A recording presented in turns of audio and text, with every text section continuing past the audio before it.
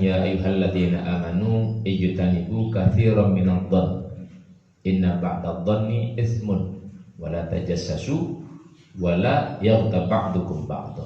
Sampai akhir. Ya ayyuhalladzina amanu, wahai orang-orang beriman, ijtanibu jauhilah katsiran kebanyakan minadh-dhanni daripada prasangka. Ijtanibu katsiran minadh-dhann. Inna ba'dadh-dhanni itsmun. Sesungguhnya sebagian daripada prasangka itu dosa. Prasangka yang dosa itu yang bagaimana kemudian dimaksudkan?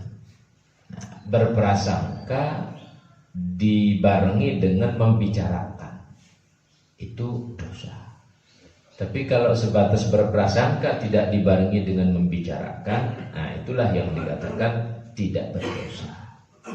Jadi inna ba'dadh-dhann itsmun, itu adalah dhon atau prasangka yang dibarengi dengan membicarakan. Itu yang dosa. Nah, jadi inna ba'dadh-dhann itsmun wala tajassasu. Janganlah tajassus. Tajassus itu adalah mencari kesalahan ataupun aib atau kekurangan daripada orang lain. Itu tajassus. Kenapa dilarang? Karena ada sesuatu yang Allah menghendaki untuk menutup aib tersebut untuk hambanya. Nah, kalau kita mengangkat sedangkan Allah memang menutup, berarti kita bermasalah dengan Allah jadinya.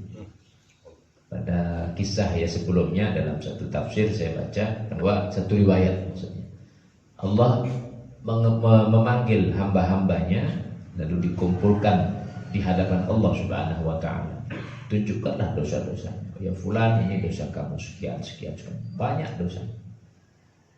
Sampai kemudian ditanya, benar ini dosamu? Benar ya Allah. Ya memang kalau di sana sudah melihat pasti ya. Di dosa-dosa kita yang kita lakukan, kita sudah lihat pasti sudah di hadapan Allah. Maka ya pastinya kita mengaku. Tidak ada lagi bisa untuk berbohong kan begitu.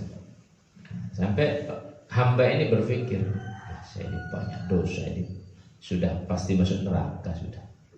Jadi dilihat hisabnya, ini kayaknya pasti masuk neraka sudah.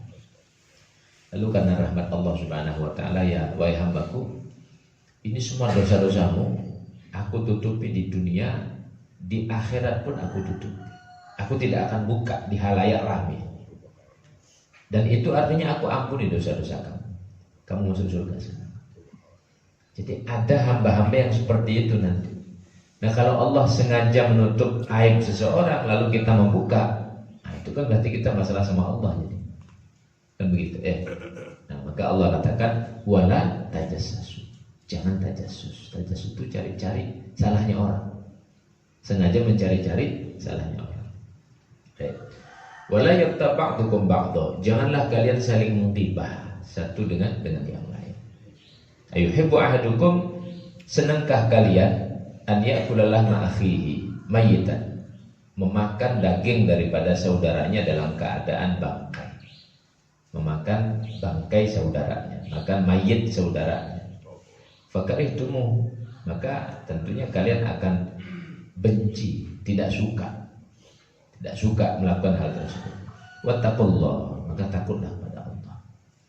Innallaha tawwabur rahim. Sesungguhnya Allah itu adalah zat yang maha tawwab. Tawwab itu yang maha mengampuni daripada dosa-dosa hambanya. Tawwab ini bukan sekali ampunan, terus mengampuni. Hambanya salah diampuni lagi, hambanya salah diampuni lagi, hambanya salah diampuni lagi. Terus sampai benar-benar kalau Allah memang menghendaki ridho pada seorang hamba, sebanyak apapun dia punya dosa, habis dosanya. Ini sifat Allah yang namanya Tawwab. Tawwab itu terus mengampuni, tidak berhenti. Maka artinya sebagai hamba Allah yang beriman ini jangan pernah berputus asa. Jangan pernah berputus asa. Harus husnudzon total kepada Allah. Jangan putus asa. Pernah melakukan satu kesalahan, ya manusiawi. Kita emang manusia. Kalau ada manusia tidak melakukan kesalahan, ya bukan manusia. pasti malaikat itu ya, karena maksum malaikat, atau ya nabi. Tapi kan tidak ada lagi nabi, maka ya berarti kita manusia biasa kan begitu. Nah, manusia biasa ada peluang untuk melakukan kesalahan. Maka karena Allah punya sifat Tawwab ini yang mengampuni berulang-ulang dosanya hamba. Nah, jadi berbahagialah kita orang-orang beriman ya. Mudah-mudahan dosa-dosa kita diampuni oleh Allah Subhanahu wa taala. Tawwab, Rahim. Rahim ini zat yang maha penyayang. Fashabbaha Allah taala al-mughtab adh-dhalim. Maka Allah menyerupakan orang-orang yang menggibah, yang zalim. Orang-orang yang menggibah dan zalim bi aklilah mi akhihil muslim mayyita. Dengan gambaran memakan daging saudaranya muslim secara yang sudah jadi bangkai. Wa nahi kadzalik, maka cukuplah dengan ayat ini dzamman wa jazran 'anil ghibah, sebagai satu ancaman, sebagai satu kehinaan bagi orang-orang yang berghibah.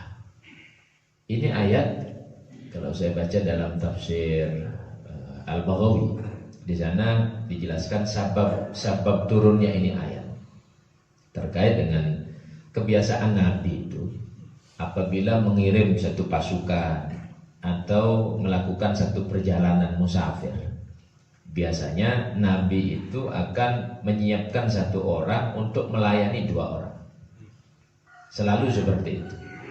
Jadi satu orang disiapkan untuk melayani dua orang yang lain. Nah, di antaranya pada waktu itu adalah sahabat Salman. Salman ini kan termasuk budak yang dimerdekakan. Jadi tatkala satu perjalanan, sahabat Salman ini diberikan tugas untuk melayani dua orang daripada sekian banyaknya sahabat-sahabat yang ikut berangkat. Ketika perintah itu diberikan oleh Rasulullah, wahai Salman, engkau layani dua orang ini. Kata sahabat Salman, baik wahai Rasulullah. Cuman mungkin kondisinya lagi capek, pulanglah sahabat Salman. Sampai di rumah ketiduran. Yang lain-lain sudah pada persiapan semua, sahabat Salman ini ketiduran cerita. Ya, sisi manusia Akhirnya sudah siap mau berangkat. Ini dua orang yang siap untuk bepergian, tidak ada persiapan sama sekali. Lalu datang sahabat Salman, ditanya, mana persiapannya? Mohon maaf saya ketiduran. Oh dasar kamu ini memang tidur, kata dua sahabat. Ya kalau gitu sekarang tanggung jawab kamu, minta sama Nabi sana. Nah, cuma tidak sopan juga ini dua sahabat ya. Coba minta sama Nabi sana. Jadi emosinya itu diluapkan dengan kalimat tersebut. Cuman dia tidak sadar bahwa Nabi sendiri mengkondisikan seperti itu karena memang tugasnya masing-masing kan gitu ya. Cuman datang sahabat Salman kepada menghadap Nabi, wahai Rasul, saya tadi lalai menyampaikan tugas Anda, saya ketiduran. Oh ya sudah, terus bagaimana? Ini dua orang minta makanan kepada Anda, persiapan makanan. Oh ya coba engkau datang sama Usama. Usama ini termasuk pengawalnya Nabi khusus ya, anak angkatnya termasuk pengawalnya. Di beberapa kesempatan beliau sempat jadi panglima juga, termasuk panglima perang juga sahabat Usama. Cuman tatkala jadi pengawal, tatkala jadi pelayan, sahabat tuh begitu, fleksibel ya. Tentu semuanya dengan keikhlasan. Nah pada waktu tersebut sahabat Usama ini kebetulan bagian pengawalan Nabi khusus, jadi pengawal khusus Nabi waktu itu.